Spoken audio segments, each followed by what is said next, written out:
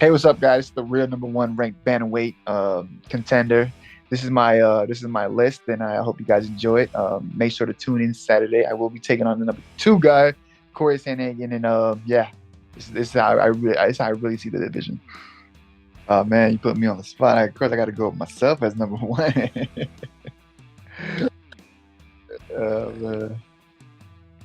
I think I have the best jab in the division.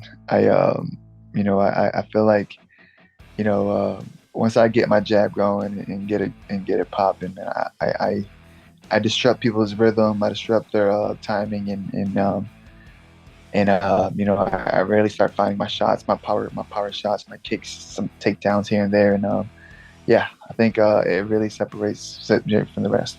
Number two, oh, it's tough. I'm gonna go with Cory, man. I'm gonna go with Cory. I'm gonna pick Cory number two, man.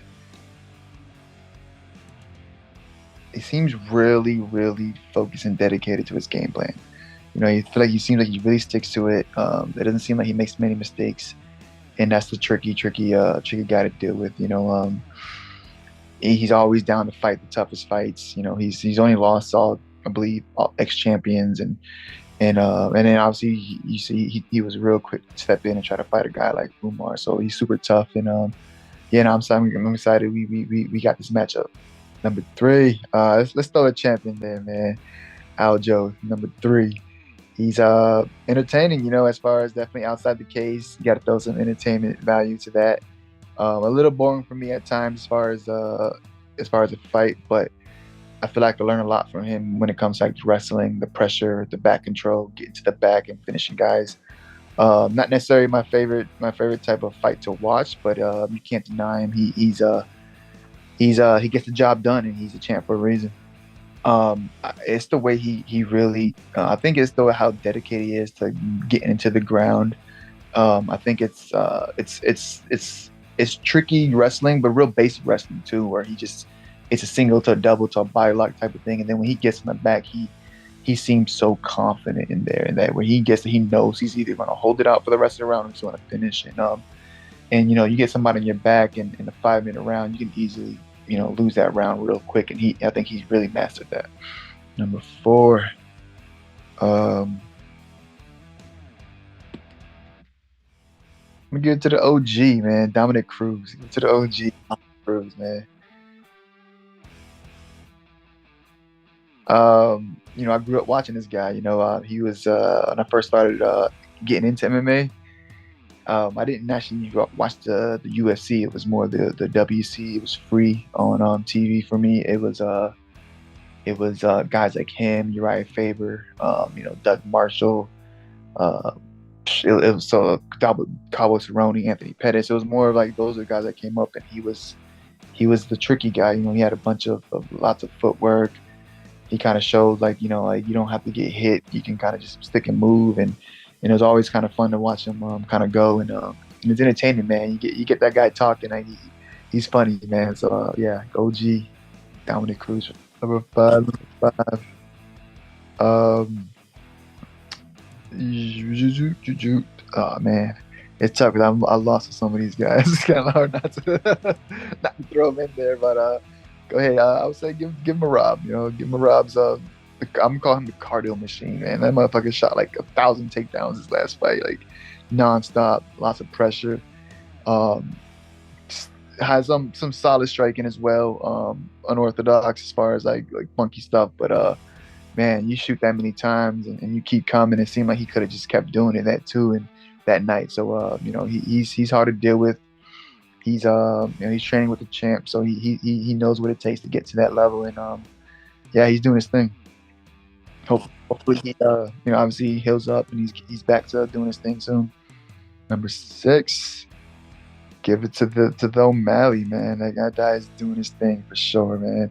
O'Malley might be the smartest fighter in the whole division. He took advantage of his opportunities. He's obviously really, really, really, how do I say, like he's done the less and got the most, if that makes sense. he's real efficient with what he's done, and you know, you can't hate on him for that. I think a lot of guys hate on him for that.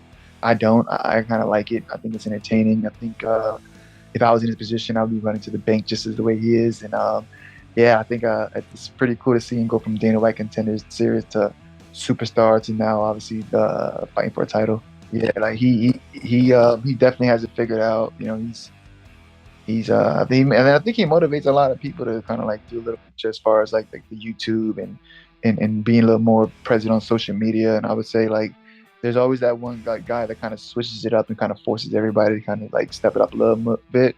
I think Conor was one of those guys, and I think Sean O'Malley's one of those guys as well. Like when you see there's a different path, there's a different way, and you got to like step it up just a little bit to kind of keep your name out there. Number 7, throwing Petr Yan, man, that guy's a savage. I can't. Even though he's obviously lost a couple, he's still one of those guys I got my eye on. I know he's gonna come back. I know he's gonna bounce back. He's a tough fight for anybody. You know, I hope there's nothing really like personally wrong with him or whatever, because to go for how dominant he was and then kind of dropping a couple, it seems like it's more personal and mental and not necessarily his training. And so I hope everything's smooth with him, but I would like to see him kind of bounce back, and I would love to get the opportunity to mix it in with him. Number 8.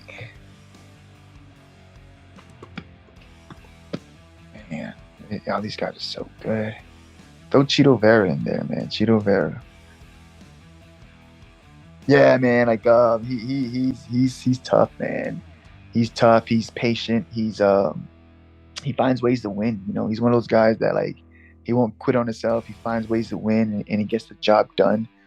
You know, I hit him with some shit, and like in a bunch of numbers, and he just laughed at me and started dancing in there with me. So it's super tough. He's one of those guys that I learned a lot. He taught me that sometimes it's the punch you don't throw that's the better punch to throw. Like sometimes it's not throwing punches, and I feel like I overdid it with him, and I learned a big lesson with him. And I'm glad he's fighting in Boston. I get to see it live too. So yeah. Number 9, throw it to the Triple C. Big man, entertaining. Seems like he's super smart. Breaking things down. I've definitely, you can't deny his accolades when it comes to wrestling, and obviously the double champ thing, 25 and 35 champ. It obviously didn't go his way versus Aljamain, but it was tough, fighting a guy like Aljamain in his prime, way bigger, longer. He was out for a few, so it was definitely a hard fight to come back to, but he did it, made it entertaining, made it close, and I definitely you definitely gotta respect Henry for that. Number 10, got to throw Pedro Munhoz in there, man. It was man choked me out in Brazil. I hated it so bad. I was doing so well, then I got clipped and I shot like a panic shot, and he just took full advantage of it. Got on top, choked me out. But he's tough, man. Tough. Yeah, he's back in there. He's fighting Chito in Boston. So it's always gonna entertain me. He's always tough.